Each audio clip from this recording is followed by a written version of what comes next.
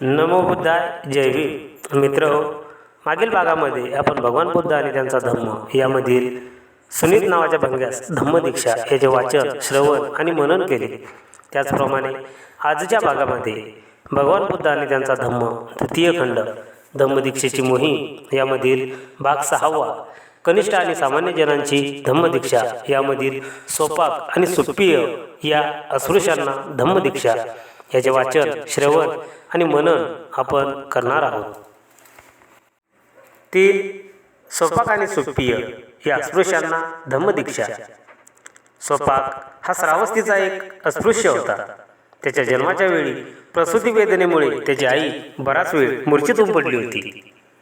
त्यामुळे तिच्या पतीला व नातलगांना वाटले की ती मेली. त्यांनी तिला स्मशानात नेले व तिचे प्रेत जाळण्याची तयारी केली. परंतु वारा आणि पाऊस याच्या माऱ्यामुळे अग्निपेट घेऊ शकला नाही. म्हणून सोपाकच्या आईला चितेवर ठेवून ते निघून गेले. सोपाकची आई त्यावेळी मेलेली नव्हती, ती नंतर मेली. मूर्तीपूर्वी तिने मुलाला जन्म दिला. स्मशानाच्या पहारेकऱ्याने त्या मुलाला दत्तक घेतले आणि सुप्पिय नावाच्या स्वतःच्या मुलाबरोबरच त्याचेही पालनपोषण केले. त्या मुलाच्या आईचे जातीने नाव सोपाक होते. त्यामुळे ते मुलंही त्या नावाने ओळखले जाऊ लागले. एके दिवशी भगवान बुद्ध त्या स्मशानाजवळून जात होते. भगवंतांना पाहून सोपाक त्याच्याबरोबर आला. भगवंतांना वंदन करून त्यांचा शिष्य म्हणून त्यांच्याबरोबर येण्यास त्याने त्यांची अनुज्ञा मागितली. सोपाक त्यावेळी फक्त 7 वर्षाचा होता. म्हणून भगवंतांनी त्याला वडिलांची संमती मिळवण्यास सांगितले. सोपाक गेला आणि आपल्या वडिलांना घेऊन आला. वडिलांनी भगवंतांना वंदन केले आणि आपल्या मुलाला त्यांच्या संघात घेण्याविषयी त्यांना विनंती केली. तो जरी अस्पृश्य जातीचा होता तरीही भगवंतांनी त्याला आपल्या संघात घेतले आणि त्यांनी आपला धम्म व विनय याची शिकवण त्याला दिली.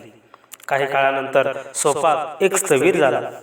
सुप्पिय आणि सोपाक हे लहानपणापासूनच एकत्र वाढलेले होते आणि सोपाकला सुप्पियाच्या वडिलांनी दत्तक घेऊन वाढवल्यामुळे सुप्पिय आपला सोबती सोपाक याच्याकडून भगवंताचे धम्म व विनय शिकला. आणि जरी सोपाक हा सुप्पियाच्या जातीपेक्षा हलक्या जातीतील होता तरी सुप्पियाने सोपाकला आपणाला प्रवाज्य देऊन संघात घेण्याची विनंती केली.